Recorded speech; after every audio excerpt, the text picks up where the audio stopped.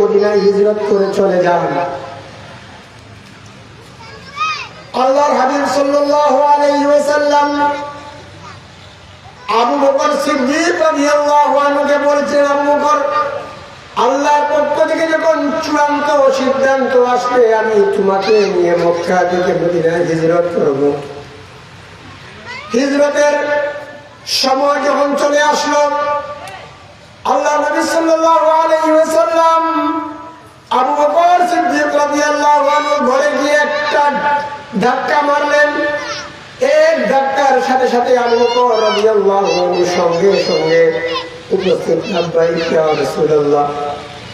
আল্লাহ নবীকে বলেন, আবু বকর তুমি কি ঘুমাও নাই? হযরত আবু বকর বললেন, নবীজি আমি সেই দিন থেকে ঘুমকে পরিত্যাগ করেছি যেই দিনে আপনি বলেছেন আমাকে নিয়ে রাতের বেলায় কাবা মক্কা থেকে মদিনায় হিজরত করবেন। আপনি যদি রাত্রিবেলা আমার ঘরের সামনে এসে আমাকে ডাকেন আবু বকর বলে, আর আমি ঘুমিয়ে থাকি, আপনি বিশ্ব নবী আমার দরওয়াজার সামনে দাঁড়িয়ে থাকবেন, আমি ঘুমিয়ে থাকবো, এটা হতে পারে না। নবীজি আবু বকর সিদ্দিককে নিয়ে রাদিয়াল্লাহু আনহুকে নিয়ে মক্কা থেকে মদিনার পথে হিজরত করছেন। আল্লাহ নবী হিজরত করবেন, কাফেররা সংবাদ পেয়ে গেল।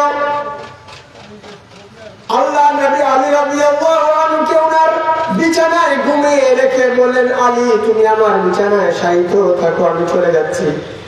হযরত আলী বললেন, ও নবীজি আমাকে কাফেররা আপনি মনে করে যদি হত্যাও করে ফেলে, আমি এটা আশাবাদ নিয়ে থাকতে পারবো যে আমি আলীর জীবনের বিনিময়ে আল্লাহর নবী দুনিয়ায় বেঁচে আছে। রাসূলুল্লাহ দেখলেন চতুর্দিকে কাফেররা বেষ্টন করে আছে। আল্লাহর নবী এক মুষ্টি বালি হাতে নিলেন, হাতে ওযু করে চতুর্দিকে ছুঁড়ে মারলেন। চতুর্দিকে কাফের বেঈমান মুশরিকদের চোখে মুখে চলে গেল। আল্লাহর নবী ওই সময় ওখান থেকে বের হয়ে চলে গেলেন। পরবর্তীতে আল্লাহ পাক আল্লাহর নবীকে বলেন, ওগো আমার নবী আপনি তো একদিকে বালুকণা ছুঁড়ে মেরেছেন, তার চতুর্দিকে কেমনে গেল? আল্লাহ পাক বলেন, ওগো নবীজি আপনি কেবলমাত্র একদিকে বালুকণা ছুঁড়ে মেরেছেন। ওয়ামা রামাইতা ইয রামাইতা ওয়ালাকিন্নাল্লাহ রামা। চতুর্দিকে কাফিরদের মুখে চোখে বালুকণাগুলো যাওয়ার দায়িত্ব আমি আল্লাহর কুদরত গ্রহণ করেছে। হযরত আবু বকর রাদিয়াল্লাহু আনহুকে সাথে নিয়ে আল্লাহর নবী মক্কা থেকে মদিনায় হিজরত করছেন। কাবা শরীফের দিকে তাকিয়ে আল্লাহর নবী কাঁদতেছেন আর বলছেন, ও কাবা বড় আশা ছিল, বড় ইচ্ছা ছিল তোর পাশে থেকে তোর খেদমত করব, কিন্তু তোর নিষ্ঠুর সন্তানেরা তোর সামনে আমাকে থাকতে দিল না। আল্লাহ পাক বলেন, ও নবীজি আপনি তো কেবলমাত্র হিজরত করছেন না, আপনাকে আমি বিজয়ের বেশে উচ্চ সম্মান দিয়ে আবার মক্কায় আনবো। আল্লাহর নবী মদিনায় হিজরত করলেন। আবু আইয়ুব আনসারী রাদিয়াল্লাহু আনহুর ঘরে আল্লাহর নবী অবস্থান করলেন। মদিনায় মসজিদে নববী আল্লাহর নবী তৈরি করলেন, তবলীগের মেহনত করলেন, দাওয়াত দিলেন। মদিনায় ইসলামী পরম্পরা আল্লাহর নবী কায়েম করলেন। এবং আল্লাহর নবী প্রেসিডেন্ট।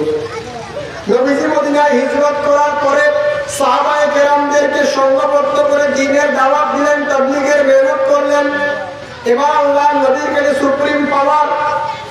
অষ্টম হিজরিতে আল্লাহর নবী 10,000 সাহাবায়ে কেরাম নিয়ে মক্কায় আগমন করলেন, মক্কা বিজয় করলেন।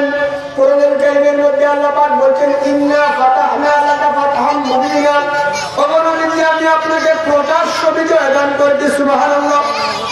আল্লাহ নবী মক্কায় ঢুকলেন, মক্কা বিজয় করে নবীজি মক্কায় ঢুকলেন। এবার আসেন, আপনাদের মনে আছে কিনা, এর আগে আল্লাহ নবী হিজরতের পূর্বে কাবা ঘরের ভিতরে ঢোকার জন্য চাবি চেয়েছিলেন। আল্লাহ নবীকে চাবি দেওয়া হয়েছিল? দেওয়া হয় নাই। এবং আল্লাহ নবীর কাছে সুপ্রিম পাওয়ার, নবীজি মক্কা বিজয় করে মক্কা এসেছেন। এখন আর চাবি পূজার কোনো প্রয়োজন লাগবে না। উসমান বিন তালহা রাদিয়াল্লাহু আনহু খুঁজে পাওয়া যাচ্ছে না। আল্লাহ নবী উসমান বিন তালহাকে ডেকে আনলেন।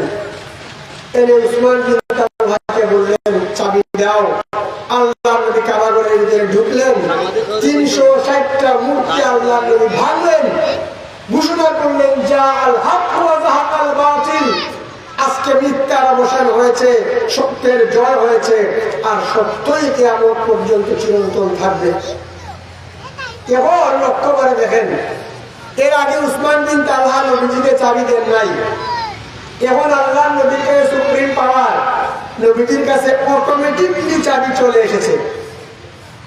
উসমান বিন তালহাকে আল্লাহ নবী বলেন, উসমান তোমার কি মনে পড়ে এর আগে আমি তোমাকে কাবা ঘরের চাবি চেয়েছিলাম, তুমি চাবি দাও নাই, আজকে আমার কাছে কাবা ঘরের চাবি এসেছে। সুবহানাল্লাহ। হযরত উসমান ইবনে তালহা রাদিয়াল্লাহু আনহু বলেন, ওগো নবী ইয়া রাসূলুল্লাহ ইয়া হাবিবাল্লাহ, আমি আপনাকে জানি, আমি আপনাকে চিনি, আপনি হচ্ছেন আখিরি জামানার পয়গম্বর, আপনার জবান দিয়ে যে কথা বের হয় তা জীবনে কোনদিন কখনো মিথ্যা হয় না। আল্লাহর নবী, ওগো নবীজি আপনার কথা সত্য, চির সত্যতা আমি জানি, কিন্তু কুরাইশের আমার কাছে কাবা ঘরের চাবি আমানত দিয়েছে।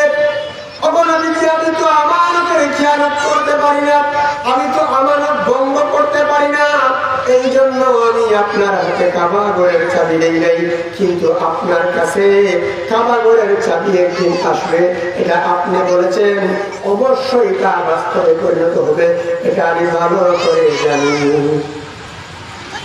এমন নবীজি কাবা ঘরের চাবি হস্তান্তর করবেন, কার কাছে হস্তান্তর করবেন? অনেক সাহাবায়ে কেরামগণ মনে মনে চিন্তা করতেছেন, হয়তো নবীজি মক্কা বিজয়ের আজকের ঐতিহাসিক দিনে কাবা ঘরের চাবি আমার হাতে দিবেন।